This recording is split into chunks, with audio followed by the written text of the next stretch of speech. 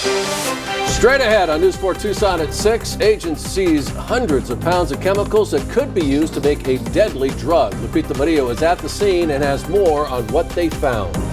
Plus, a teen is now under arrest after threatening a school, but it was supposed to be a joke. Gabrielle Parrish has more on how no one is laughing along with the consequences they are now facing. Then a raging fire in Midtown is now under control thanks to Tucson Fire. We have the details. News 4 Tucson at 6 starts right now. From KVOA, investigating for you. This is News 4 Tucson, live at 6. Good evening, everybody, and thanks for joining us. I'm Sean Mooney. And I'm Monica Garcia. An East Side house raided by federal agents who made a disturbing discovery, seizing hundreds of pounds of chemicals. Chemicals they say could be used to make illegal drugs such as fentanyl. News 4 Tucson's Lupita Murillo is live on the East Side with more on this raid. The house that was raided on is located behind me here in this neighborhood, and it was a multi-agency operation, and right now we're told that the chemicals that they seized are being analyzed by a DEA lab. Right now it's a precursor chemical. It's not illegal in and of itself to possess that chemical. However, Homeland Security Investigations Deputy Special Agent in charge of Tucson, Leo Lamas, tells News 4 Tucson it could be used to produce illegal narcotics. He also says it's obviously drawn our suspicion and our attention just based on the way it was imported into the country and the amounts, and that's what we're looking into. The raid occurred not far from where Kristen Piscatello lives with her dog Zeus. I think it's terrifying to hear. I personally live off of 9th Street, so I don't really like that news. I'm happy that they found it and confiscated it. The investigation continues. There's always going to be people associated to that residence, people associated to those packages, people associated to the origin where it came from overseas. So all those things are being then looked into at this point. Also being looked at why this amount of chemicals didn't go through the proper customs channels. What's drawn our suspicion is if you were using it for a legitimate reason, there would be no reason to hide that, right? We would conform to customs laws and import it and declare it properly. Yeah, that's very scary. The city is getting worse and worse, it seems. No arrests were made on Thursday. The investigation continues. Reporting live from the East Side, Lupita Murillo, News 4 Tucson. Thank you, Lupita. Drug smuggling at the U.S.-Mexico border Nogales is not improving. It's not showing any signs of slowing down either. Today, U.S. Customs and Border Protection reporting Nogales Port of Entry officers have seized 5 drug loads over the last 6 days. Officers seized over 800,000 fentanyl pills, over 5 pounds of meth, over 6 pounds of cocaine, as well as more than a pound of heroin. U.S. Customs says they were concealed in tires, dashboards, charcoal bags, and even strapped to a person's body. No information on arrests or the identities of the suspects has been released. Wilcox Station Border Patrol arrested 2 U.S. citizens for human smuggling and drug possession during a vehicle stop on State Route 90 near Sierra Vista. During a search, agents found 4 Mexican citizens in this SUV you see here, as well as a bag of cocaine. One of the suspects is 16 years old and was charged by Cochise County Sheriffs for possessing that cocaine. The other suspect is 26 years old and is charged with criminal human smuggling. Well, Tucson Fire Department says a house fire in Midtown is now under control. At around 1 p.m., Tucson crews responded to a fire near Broadway and Craycroft. Firefighters say it started in the backyard, as you can see in the video that we're showing you. They say 2 adults and a dog were safely evacuated. No injuries were reported, and the cause of the fire is still under investigation right now. And as part of her first 100 days agenda, Governor Katie Hobbs is putting a halt to the death penalty. The action announced today establishes a death penalty independent review commissioner who will oversee and work to bring transparency to our state's death penalty process. And a statement, Hobbs says in part that Arizona has a history of mismanaged executions that have resulted in serious questions and concerns. A teenager is behind bars after making a threatening statement against an elementary school. News 4 Tucson's Gabrielle Parrish is live on the northwest side. And Gabrielle, what are police saying about this situation with this kid? Sean, police are saying a 15-year-old made a threatening statement against Roadrunner Elementary School. Now, that was supposed to be a joke. Following the investigation, a teen was arrested and charged with disrupting an educational institution. Marana police say that student who made the threat attends Marana High School. One man that lives nearby tells News 4 Tucson that situations like this are becoming normal. That's not a joke. You put a lot of people in danger. You got the school excited, you got the teachers excited. I mean, that's not the way to make a joke. Now, police are urging parents to speak with their children about the consequences of making threatening statements online, through text messages, and verbally.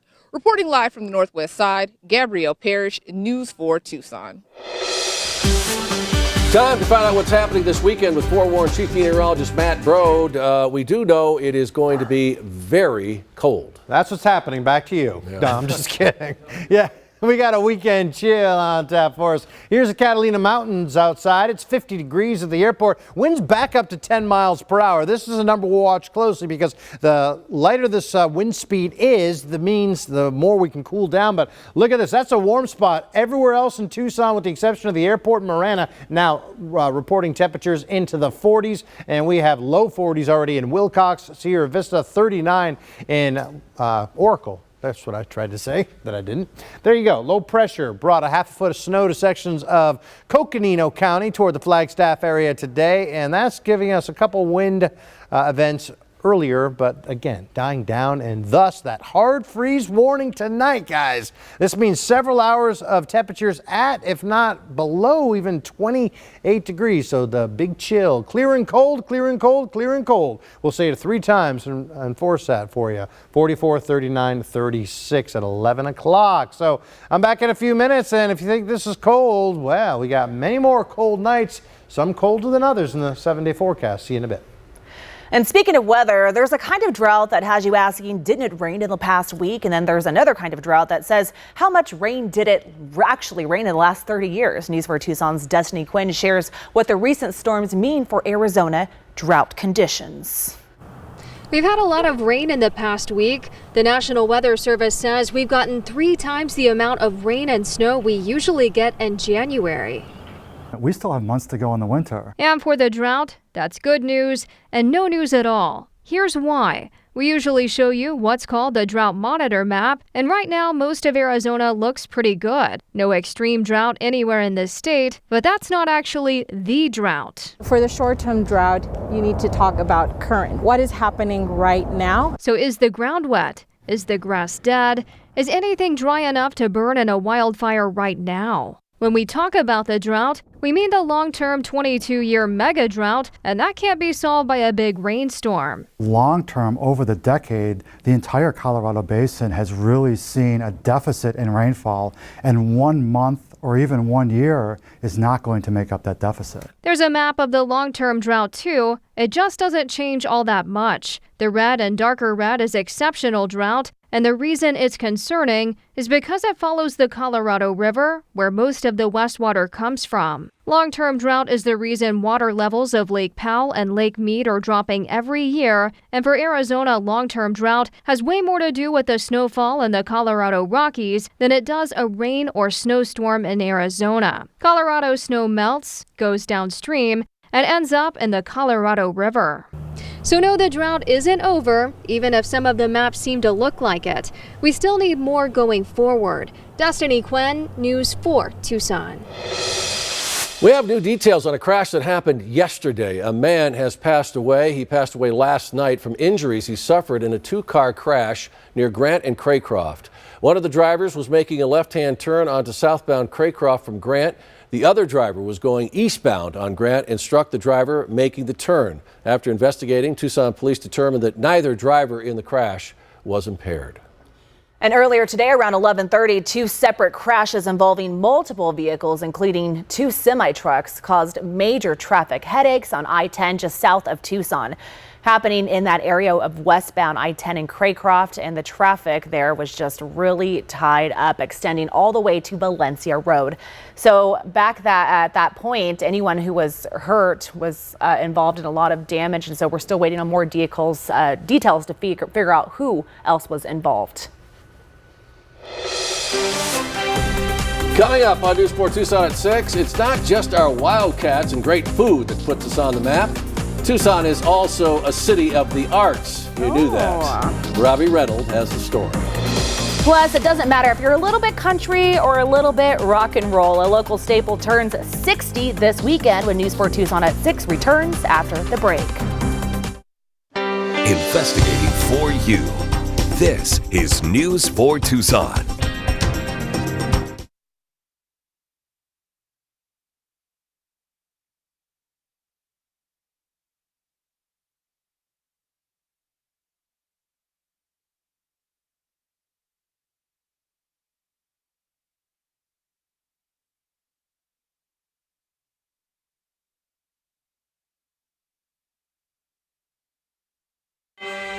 You're watching News 4 Tucson, live at 6, with Sean Mooney, Monica Garcia, Matt Rode, and Paul Cicala.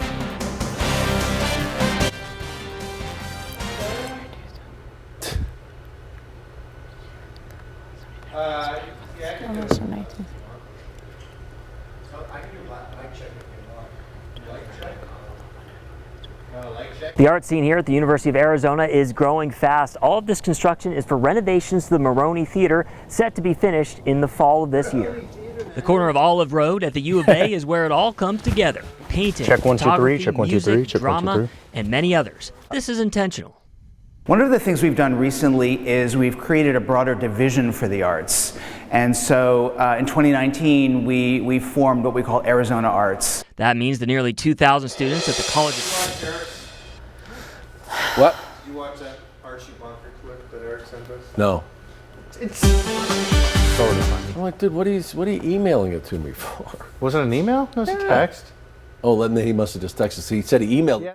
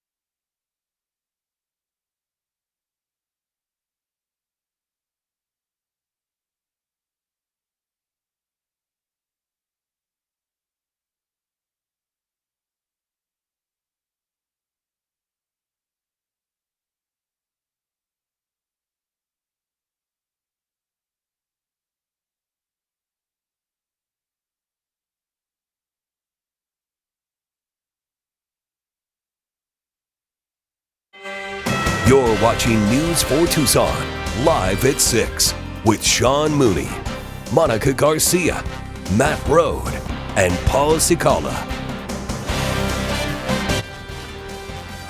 Tucson is definitely a city of the arts, and all this month we're showcasing Southern Arizona's art scene along with our partners at Biz Tucson magazine. Today we're talking about the art scene at the University of Arizona. Robbie Reynolds shows us how the scene is right now and what's ahead. The art scene here at the University of Arizona is growing fast. All of this construction is for renovations to the Maroney Theater, set to be finished in the fall of this year. The corner of Olive Road at the U of A is where it all comes together. Painting, photography, music, drama, and many others. This is intentional. One of the things we've done recently is we've created a broader division for the arts.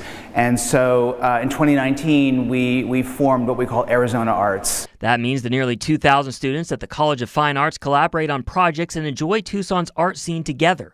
A recent project was started in 2020 by Chad Herzog called Arizona Arts Live. They put on everything from live music to dance and immersive experiences. Some of it is things that you would expect to see on stage. A lot of it is things that you may not expect. The renovations to Moroni and other facilities are a part of what school leaders call their arts master plan. One of the benefits of Arizona Arts is creating a unified way of talking about those experiences. Renovations to Centennial Hall and a new Museum of Art are also in the works. Robbie Reynolds, News 4 Tucson. A legendary venue here in Tucson will be celebrating its 60th anniversary this Sunday. Local country music hotspot, the Maverick, has hosted many country icons, including the likes of Willie Nelson and Waylon Jennings. And not just country, rock and roll legends like Jerry Lee Lewis also made an appearance. The Maverick was established in 1962 near 22nd and Swan, then relocated near Tonke Verde and Kolb.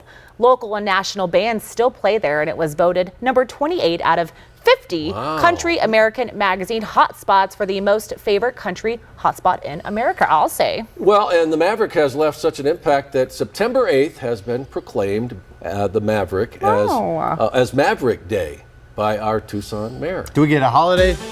It is. It really is a legendary spot. Oh, sure. To think about who's been there. I heard Buck Owens as well was part of the lineup there at some point. That is really cool. Nice venue here. Here they probably came in the springtime, though, so they didn't have to experience 28-degree weather. Right?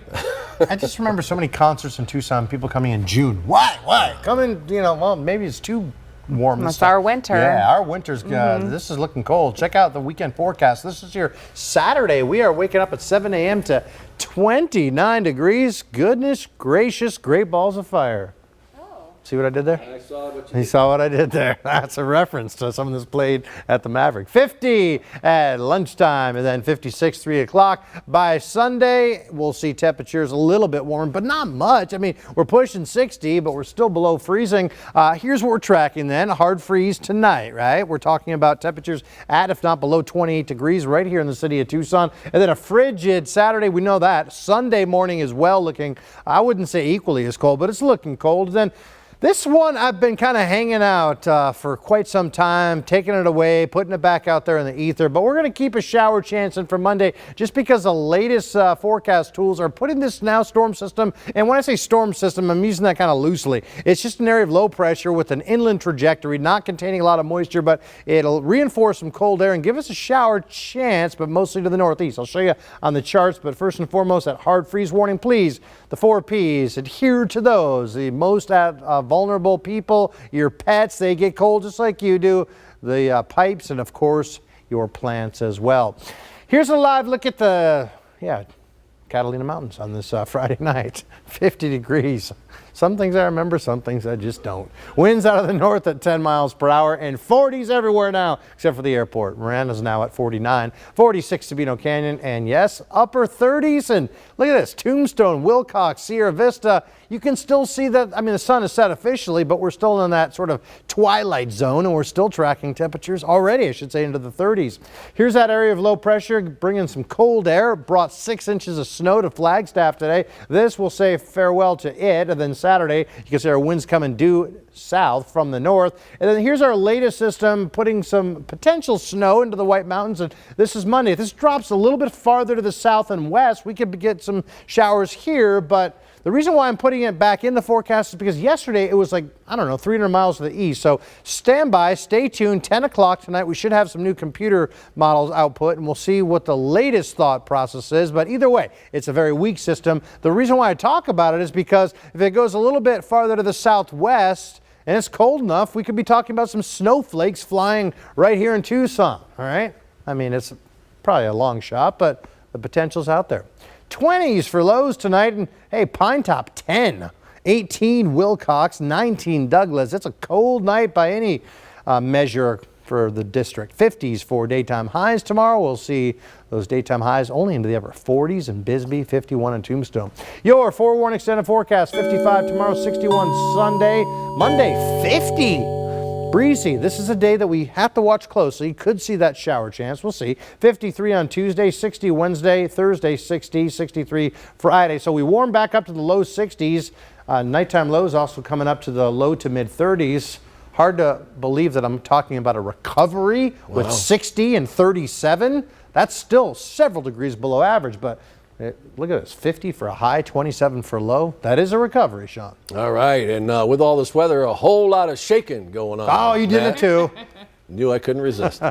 Later tonight on News 4 Tucson at 10, the Tucson Gem and Minerals Show starts next week. We'll hear from one local company looking to get the show started a little early. But still ahead in sports, the biggest matchup of the year for Wildcat basketball as they face UCLA. Sports director Paul Cicala has more when News 4 Tucson at 6 returns after the break.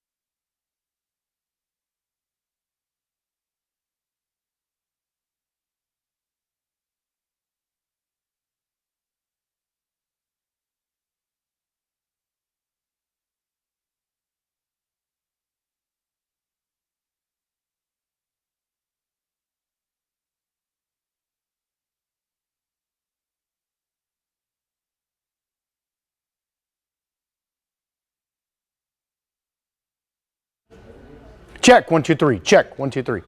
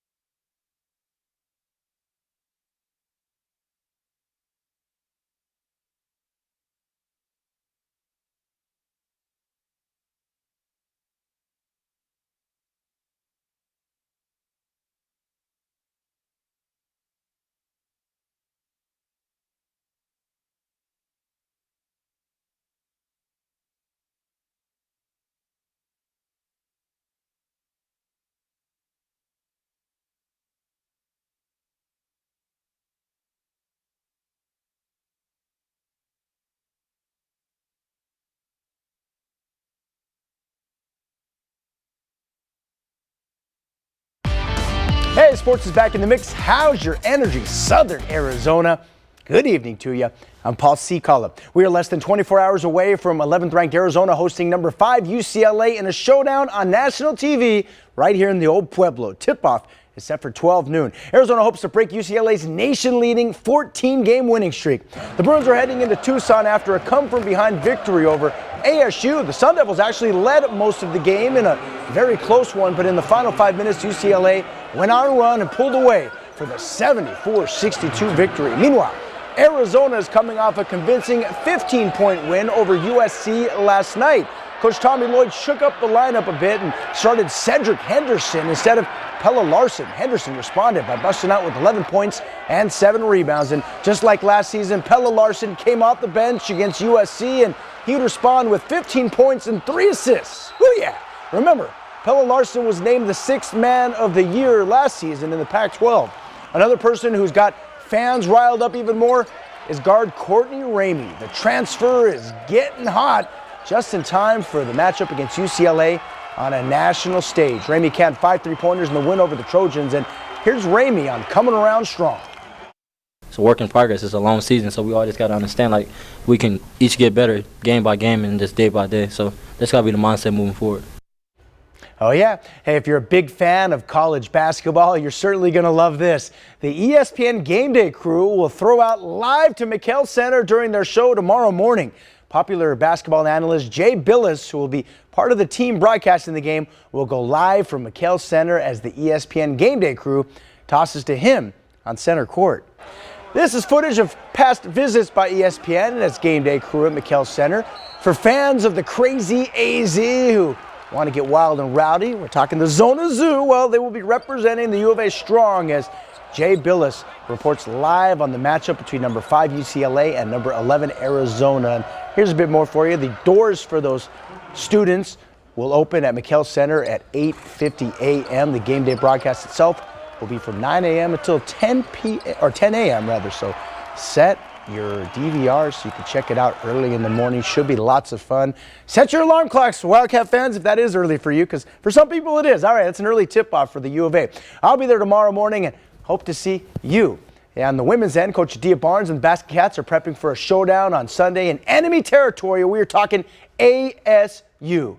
Thought you knew. It is a rematch of Arizona's victory at McKale earlier this season against the heated rivals, the Sun Devils. Tip-off this Sunday for the women is set for 3 p.m. That's it for now. I'm Paul Cicala. Let's go ahead and throw it over to the chief meteorologist, Matt Brode, for a last look at your weather. What time are you saying to set that alarm, Paul?